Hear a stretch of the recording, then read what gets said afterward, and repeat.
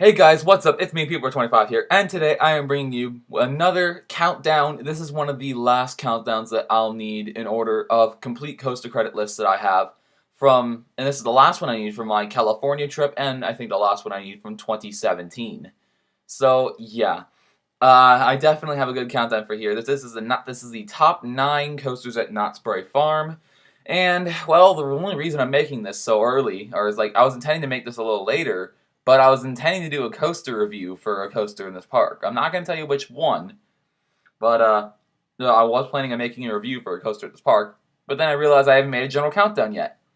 So, here I am. I'll be counting down the 9 coasters currently operating at Knott's Farm.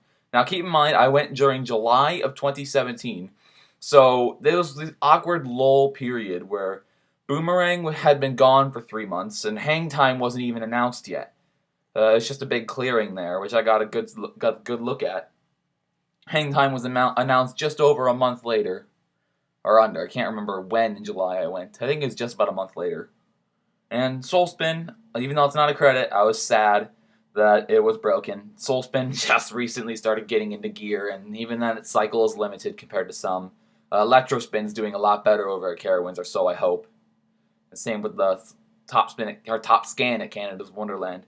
And I did not whore out for Timberline Twister. I was with my grandfather, and he does not appreciate us going for kitty credits. So I did not take on the Timberline Twister credit. And also, I was there when Accelerator was still operating. And a lot of people are talking about this park and how Accelerator might be changing launch systems, might not be open until later in the year, like summer, fall. It might not open ever. They might go to LSMs instead of hydraulics. There's a lot of talk about this, and I'm just here like, hey, can this thing actually dispatch a train in 2 minutes? So yeah, that all the way. Let's get this going. Number 9. This is the one coaster I missed, Timberline Twister, and really this is a park with no definitive terrible attractions. Everything in Knott's Farm can hold its own. It's either a really good supporting coaster, or it's something that's better than the kiddie coaster. There are some parks where they have a ride that could arguably be better than, or their kiddie coaster cannot arguably be dead last. Some would say they prefer Little Dipper to Demon at Great America, or some would prefer Cosmic Coaster to Corkscrew at Valley Fair, or some would prefer Woodstock Express to Corkscrew at Cedar Point, or would prefer like Woodstock Express to Adventure Express at Kings Island, and the list goes on. Or like Woodstock Express or Kitty Hawk to Nighthawk. There's a lot of things like this, but this is a park where Timberline Twister and almost everyone's list is going to come dead last unless they haven't ridden everything yet, or they're still really young. This looks like a fun ride though. It looks like it has some decent negative G's for a kiddie coaster. I'm just looking at the picture on the bottom left. That's actually a nice picture. But yeah, too much time spent on Timberline Twister. Let's go to number 8. We have Coast Rider. And, well, up until about May, June of this year, about that point you can scratch the terrible ride part. They turned one of the best supporting coasters you can ask for with a Mack Rides Wild Mouse Large Park Edition. So it's a bigger, longer, better version of a Wild Mouse, bigger than the ones like Dark Knight and all the other Wild Mouse clones. They put some god-awful shin guards into this thing. And let me just say, this is the most I've ever hoarded for a credit. Because those shin guards, I had to struggle myself into them to just get the credit. It turned a very fun ride, or what would have been a very fun ride, into a terrible experience all around with these shin guards. Some child managed to get their legs stuck outside the car, like stuck it out, or something like that. And it just ended up ruining the ride for the rest of us. And I'm 6'1", half of it being legs. So, yeah, let's just say this ride was not exactly fun for me. It wasn't fun for my cousin, who's got thicker legs than me and is just about the same height. The smaller people in my family still enjoyed it a bit more. They got pencil legs and a little shorter than me, but they still didn't like it because of those shin guards. And this is the second least favorite Wild Mouse I've ever been on, just behind the god-awful atrocity relocation that is the world's longest name for a coaster ever. Gotham City Gauntlet Escape from Arkham Asylum. Leave it to Six Flags to do that. And let me just say, I actually could have ridden this without stapling myself. In hindsight, if I remember it correctly, I was really stapling myself in just to get the ride because I didn't know what their requirements are. They're not exact. The ride ops there don't exactly staple you at Knott, so I probably could have gotten away with a little bit of looser on this. Eh, those laterals those turns had very little lateral G's anyway because you're going a slug's pace. Number 7 is Pony Express. It's a gimmick. That's all this thing is. It's a fun ride. It's short. It's sweet. It's got a good launch, but after that, it just kind of meanders around. It's just good for a launch. It's good for an overbank turn. It's good for riding on a horse, like a mock horse. It's probably got some paint chipping off and some gum on the tail. But disregard that. This ride's pretty fun, and it was my first ever motorbike coaster, and I would definitely ride more after that. I was a little concerned about the comfortability in this and straddling position, like horseback riding or motorbike riding. But it actually turned out to be just fine. They have a soft pad that goes by your lower back and that straps you in. You have like a seatbelt as well. It wasn't that bad, especially since front row was a walk-on. I got to this thing first because Ghost Rider already had a 90-minute line, so I just decided to wait for the crowds to die down. Hence why I did it towards the last thing, because Knott's had a very large surge of people at the gate, and then it just started dwindling down because nobody else really came in. And let me just say, yeah, this ride has a good launch, good ride trains. There's a fun ride trains, not even good, but it's just fun ride trains. But really, no quality, no negative G's, no positive G's, just some turns. It's a family ride. I can't give it too much slack. Although, just for the fact that it's not unbearably uncomfortable makes this above Coast Rider, but it falters here. It's just a gimmick. That's all this thing is. But it's a fun gimmick, and I'd ride it every now and then if it was like a station wait and maybe like a little out of the station. The queue for this thing is abruptly short, and this thing's kind of hard to find, I say. It's right by the railroad. Knott's Berry Farm's a little hard to navigate in the first place anyway, so yeah. Number 6 is Jaguar. Really, the best thing about this ride is it's long. The trains are obsessively long, so you can just laugh at how long those trains are as it navigates the circuit. You get whiplash in the back row. I didn't do it. I got front row for waiting for like 15 minutes. And I do like how it's a scenic ride. You're going like the trees and statues, the temple, and over water. It's not exactly a fast ride. It's not exactly a thrilling ride. It's a scenic family coaster that kind of manipulates the terrain. I like what it does, and I like laughing at the excessively long trains. But other than that, this ride isn't really good for much. It's a good supporting lineup, and I can't really see them using the capital for this place much more. If they tore it out, it wouldn't be a huge loss, but I'm not talking about this thing. This thing, sorry about that. I have a tablet that's going off in the background. It sucks. Disregard that if you heard it. But yeah, this thing is it's a family coaster. It's a better family coaster than Pony Express just because it has the edge in the layout and edge in the ride experience. It does have some decent. It can pull some forces if you're in the back, and it is a little bit fun. Especially, I did have some fun on this. It's similar to Pepsi Orange Streak, but this time you're going over water instead of a mall. I think I'd still prefer Pepsi Orange Streak, to be honest. And yeah, it's like I said, it beats Pony Express, but it doesn't have the engine or anything else, so I'm just gonna land here. And number 5 is Sierra Sidewinder. Now, I actually really enjoyed my ride in this thing. And this is the definitive middle-of-the-pack coaster for pretty much every park. Well, not like Cedar Point, but for family coasters, this is about as good as you can get for family coasters. It's a map ride spinning coaster that can seat, I believe, 16 people with 2 trains, so 32 people can be on the circuit at once. It's holding residence in Camp Snoopy, of all places, so it's a what's marketed as a kiddie coaster, or family coaster, in Planet Snoopy, ends up being better than family coasters in other areas of the park, and ends up being more intense than either, or as well. I had an unbalanced back row ride with basically the same people that I rode Pony Express and Coast Rider with that I mentioned earlier. We had an unbalanced one. I had me and my older cousin. We were on opposite ends of the train at diagonals. We had my lighter cousins on diagonals, and we were spinning like madmen. The first half of the ride isn't much, but second half is utter chaos, especially going through a bunch of double helixes. It's quite intense, and I really like this thing. It definitely, I really think this thing could give Laugh Track or other Mauerzona spinners a run for its money. And there's other Max spinning coasters like this out there. Like, I can ride Vinges or Turbulence. I can ride other Max spinners in America and Europe, and I would enjoy it as thoroughly as my first. This is an incredibly re-rideable ride, and depending on how you distribute the weight, you get a different one every time. My one ride on this was incredibly pleasant, and I quite like this thing. And I would happily ride it every time I go there. I will warn you, the low capacity does create long lines, and they're not exactly not exactly the quickest in their operations here. Number 4 is Monte, old Monte, Montezuma's Revenge, the last remaining shuttle loop in North America. Well, at least the United States. I believe there's one in Central America. Is that still North America? Is there one in Mexico? I'm confusing myself. The Mexican coasters are not my specialty. But this is still a quality attraction. I nearly missed out on it, though. I was camping out at Sierra Sidewinder and Silver Bullet, keeping a very close eye on this thing. I was waiting in line for Sierra Sidewinder, and right as I was about to get off, I saw old Monte with an empty train clear the loop and go up the spike. And I was like, oh, old Monte's back up. I got to go get this.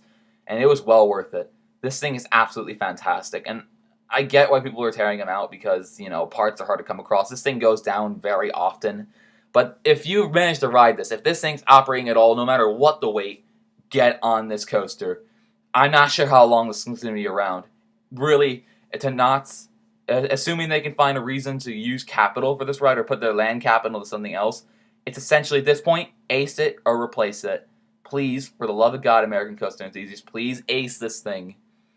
This would keep it around much longer. I love the forces. I love its rarity. It's pure fun. Going through a completely circular vertical loop backwards in the back of a train, leading the charge, is a very unique feeling that made my stomach go a little crazy.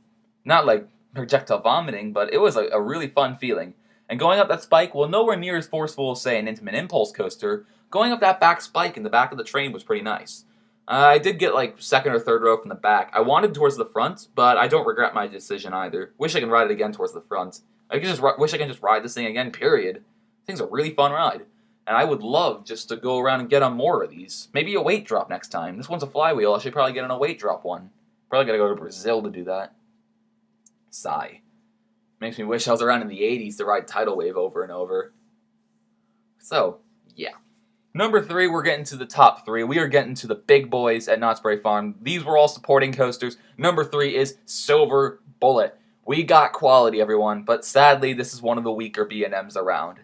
I think the forces on here, up until the double helix, are kind of lackluster. I didn't really gray on this thing at all compared to other B&N inverts, and it feels more modern. It feels closer on the scale from like Afterburn Raptor to Banshee. It leans more towards Banshee in terms of intensity, and anyone who's ridden those knows what I'm saying. It feels like one of those modern, more forceless B&Ms. This thing rarely ever goes down unless it's for regularly scheduled maintenance. And it's beautiful to look at, especially with that Cobra roll right over the front of the park. Going over water as well. This thing's an absolutely fantastic ride to look at. It just isn't as good in comparison to other B&Ms. I still think it's better than Great Bear, another forceless invert, and Batman clones. I mean, pretty much anything could beat the Batman clones. I think I do have it like in stiff competition with Raptor, just because Raptor's a little rough. It's got a bit of a rattle. This thing's quite smooth, and there's one thing on here that I really like about this. I love that just kick. The element pictured in the right corner, the bottom right corner, is the overbank turn. It just kicks you out. It's like a wave turn, but on an invert. It's easier to do. It's like a wave turn, and it's so good. That was the one element that caught me by surprise. I was like, yeah, vertical loop, and 0G roll, corkscrew, couple corkscrews, and more elements. Oh, overbank turn. That's a nice wave turn we got there. That's actually pretty fun. I want to go on this again. That wave turn caught me by surprise, and I love it. And that double helix going back into the brake run, into the station, is incredibly forceful. Like, my feet felt like they were coming off, but in a good way. It was just an absolutely fantastic attraction. It's not necessarily the best to be in an invert, but it's still a solid addition for Knott's.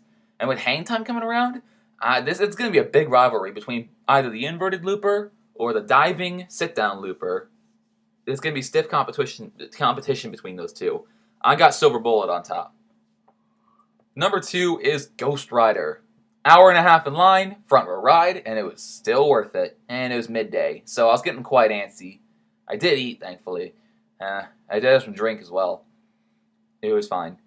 But yeah, let me just say, this GCI, I personally believe, is one of the middle-of-the-pack GCIs. It's good, and it's better than like Roar, Wildcat, American Thunder, Lightning Racer even, just because it's more modern and smoother.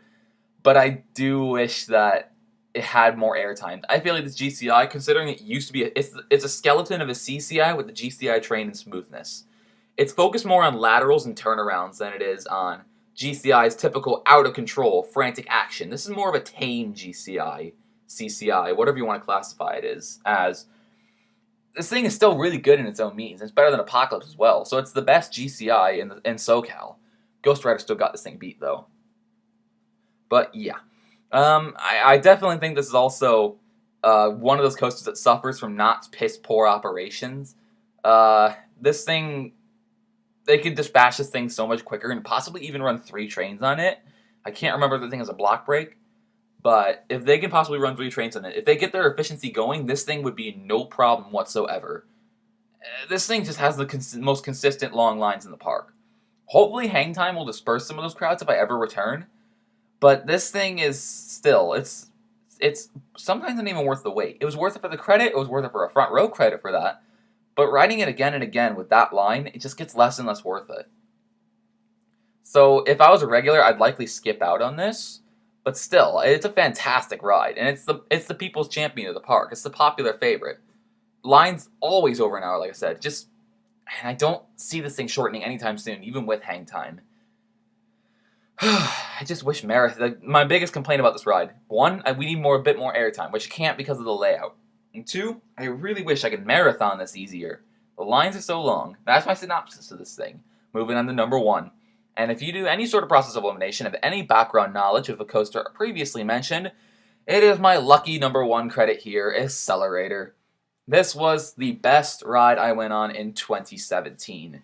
Well, new rides. I believe there were some coasters that I went, there were repeats that were better than this, such as Diamondback at Kings Island. I think that was the one that stuck up above this. Diamondback was the better ride that I went on that year. Didn't go to Cedar Point, didn't go to New England, didn't go to Carowinds, Hershey Park, all that. So yeah, I think Diamondback was the best ride I ran on in 2017, but this is still really good. And I believe it finishes 9th overall after my 2017 150 coaster credit list season. And we'll hold top 10 until the end of next season. Yep. And I really love this thing's catapult launch. The launch is forceful as all heck. It's a mini Top Thrill Dragster launch. Top Thrill Dragster, you're getting consistent gray out. This is even stronger gray out, but it lasts less of time. And having not been in a hydraulic launch or catapult launch since Top Thrill Dragster in June of 2016, it had been over a year since I've done a catapult launch and only been on LIMs and LSMs, this thing was intense. And I really like it. The crest has decent airtime, considering it carries some of its energy over and doesn't really roll back that often. The extra turns is a nice addition. You basically, all it accomplishes is that you just go fast. I like speed. Speed is a good thing. There are some downsides to this thing, though. So, yeah. 1, it's a short ride, but that should to be expected. It's an intimate accelerator coaster, and it's one with a hydraulic launch. So this thing took up the footprint of a freaking Togo racing mouse and a wacky soapbox racer steeplechase coaster. This thing didn't have a lot of room to work with, but they fit a really good ride into it. And 2, the main problem, the operations of this thing are appalling. It took easily 2 or 3 minutes to board a train, one train, and they were just sitting there while the other guys were baking in the SoCal heat on the brake run, not even shaded. So, congratulations. If you can get past those 2, you just been the best coaster in Knott's Berry Farm. 3rd hurdle, you gotta find out this thing's actually operating, because people are always talking about, like I mentioned earlier, what's gonna happen to this thing now that it's been down since late fall, fall, early winter, because of a snapped cable or some undisclosed problem. This thing was closed for Not Scary Farm, so it probably went down in like August or September. Went down just a couple months after I wrote it. I'm incredibly lucky to get on this thing. And I definitely would have traded not riding Boomerang nor Hang Time to get on Accelerator and Monte. And the fact that I was able to ride every single coaster at Knott's Berry Farm, despite their questionable reliability, is impressive. They have a lot of coasters here that tend to be iffy on the maintenance side. Accelerator, Monte, Pony Express, now Gerstlauer in the question. You all got like you got the Sky Cabin, you got some Sky Ride. There's just a lot of iffy maintenance here at Knott's. and I'm lucky. I'm just blessed. Well, I hate the word blessed, but I'm lucky, and I was extremely lucky, and to come to Knott's Berry Farm on this fateful Monday and ride. Not the Monday I'm recording. It was a Monday in July of 2017, and I rode everything at Knott's Berry Farm except for, well, Soul Spin, which was still working on its bugs. It was testing, didn't have any riders, and this thing that I didn't even bother putting more than 2 sentences for. So, if you guys have enjoyed this video of my thoughts on the coasters of Knott's Berry Farm and my hierarchy of them, feel free to leave a like, comment, or subscription. It does help me out, though I don't directly profit from YouTube. It's more just a stroke of my ego. Honesty is the best policy. You're welcome. I hope you guys have a great insert unit of time here, and as always,